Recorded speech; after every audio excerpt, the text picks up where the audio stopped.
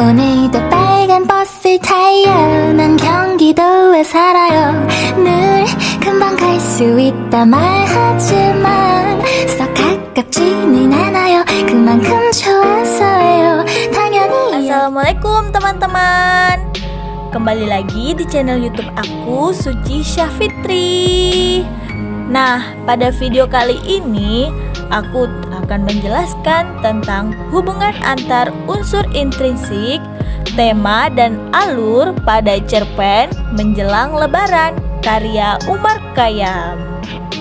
Nah, langsung saja teman-teman. Pada cerpen Menjelang Lebaran karya Umar Khayyam menceritakan tentang ketika Kamil pulang kerja seperti biasa, anak-anaknya Mas dan Ade menyambutkan dengan gembira. Suasana tampak ramai dan harmonis seperti biasanya. Tetapi Sri sebagai seorang istri sudah menangkap sesuatu hal yang ngurung di mata suaminya itu. Ternyata bahwa suaminya terkena PHK. Berbagai rencana yang sudah dijadwalkan pun sedikit dikhawatirkan, seperti pulang kampung dan juga jatah sangu pembantunya. Nah, di tengah kepesimisan sang suami, Sri berusaha untuk menenangkan sang suami dengan keoptimisannya untuk tidak khawatir dengan rencana pulang kampung dan juga gaji untuk Nah. Sebab semuanya sudah diperhitungkan keuangannya. Kamil pun sedikit tenang dengan pernyataan istrinya. Kamil yakin kalau segala sesuatu itu bisa diatasi. Namun, ketika Sri dan Nah berbelanja di pasar swalayan, Sri menyaksikan harga-harga ngelonjak naik. Sri menjadi panik. Sri pun akhirnya meralat optimisnya yang kemarin itu kepada suaminya. Akhirnya, dengan segala keadaan yang terjadi, mereka memutuskan untuk membatalkan rencana pulang kampung. Sebab akan memakan biaya yang lebih besar. Meskipun Sri dan Kamil yang sudah berjanji pada dua anaknya untuk pulang kampung halaman. Bahkan pembantunya yang sudah bekerja selama 10 tahun tidak digaji, meskipun masih boleh tetap tinggal dalam keluarga mereka. Nah, dilihat dari beberapa alur yang tadi itu, saya merasa bahwa faktor ekonomi mampu mengubah segala aspek kehidupan manusia, termasuk batinnya. Seperti tokoh Kamil yang telah di PHK menjadikan dirinya orang yang pesimis akan hidup. Dan juga Sri yang tadinya berusaha menenangkan suaminya dengan optimisnya, tetapi ketika melihat realitis harga di pasar yang melonjak tinggi, dia pun menjadi pesimisme. Tetapi di sini saya bisa merasakan akan sebuah penyelesaian yang diakibatkan dari kekuasaan material yang ada, yaitu kepercayaan keluarga yang dihadirkan penulis lewat tokoh-tokohnya. Dari segi penceritaan, sang tokoh mampu melakukan sebuah refleksi yang bagus ke masyarakat, yang pada nyatanya hal ini pun tidak bisa dipungkiri bahwa ketika menjelang Lebaran, banyak kejadian yang tidak diinginkan seperti terkena PHK atau tidak memiliki ongkos untuk pulang kampung. Penulis seolah ingin menyadarkan para pembaca bahwa di mana ketika atau akan Lebaran pun ternyata ada hal-hal yang mengironikan perayaan Lebaran itu dengan kedukaan. Cerita yang mengharukan dan membuat pembaca menyadari bahwa nyatanya ada kedukaan di balik perayaan Lebaran. Langsung saja teman-teman, hubungan antar unsur intrinsik, tema dan alur pada cerpen Menjelang Lebaran karya Umar Khayyam berikut ini. Urutan kejadian yang dihubungkan secara sebab akibat dapat terangkai dalam satu cerita. Cerita akan menggambarkan tema, yaitu keluarga sederhana yang menghadapi masalah saat menjelang Lebaran. Penggambaran tema sangat ditentukan pada konflik dan klimaks pada cerpen Menjelang Lebaran. Konflik atau masalah setelah Kamil di PHK yaitu mereka harus membicarakan kembali rencana Lebaran ke Jawa.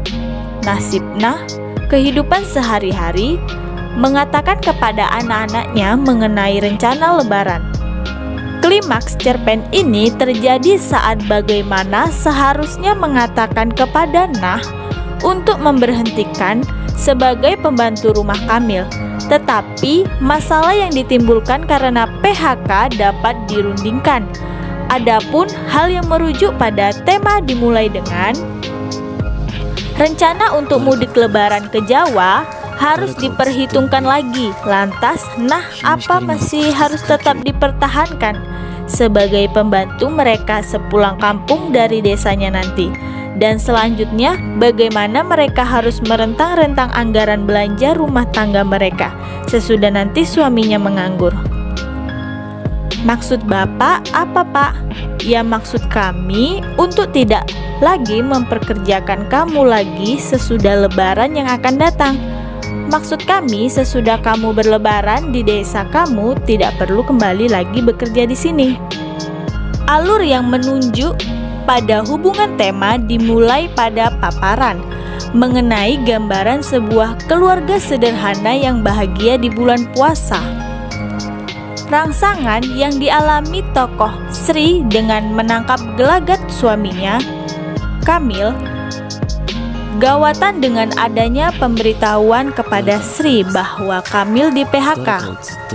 Tikayan dan rumitan merupakan masalah tersendiri yang mana anak-anak Kamil dan Nah belum mengetahui bahwa Kamil di PHK. Kemudian saat klimaks, yaitu saat bagaimana seharusnya mengatakan untuk memberhentikan Nah sebagai pembantu rumahnya. Rayan yang merupakan arah selesaian sebagai akhir penutup cerita dinyatakan dengan usul Kamil untuk tetap memberikan izin kepada Nah tetap tinggal di rumahnya walau tanpa gaji. Usul itu disetujui oleh Sri, istri Kamil, dan Nah sendiri. Selesaian pada cerpen Menjelang Lebaran karya Umar Khayyam tidak terdapat dalam cerita ini. Namun dengan demikian tidak mengurangi pesan cerita, sehingga tema dalam cerita tersebut tetap muncul dengan rangkaian-rangkaian peristiwa yang ada.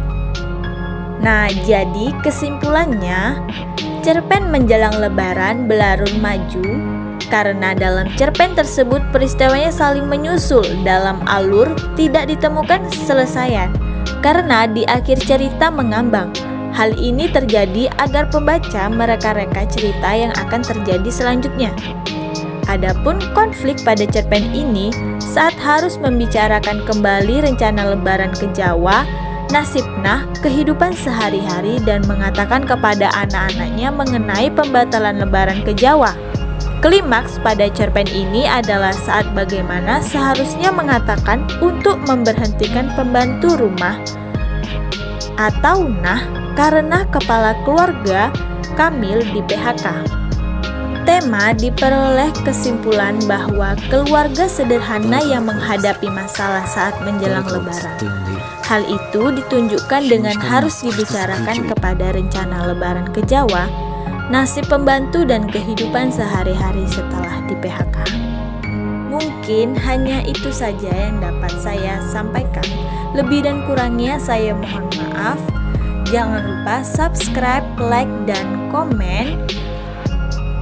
Assalamualaikum warahmatullahi wabarakatuh.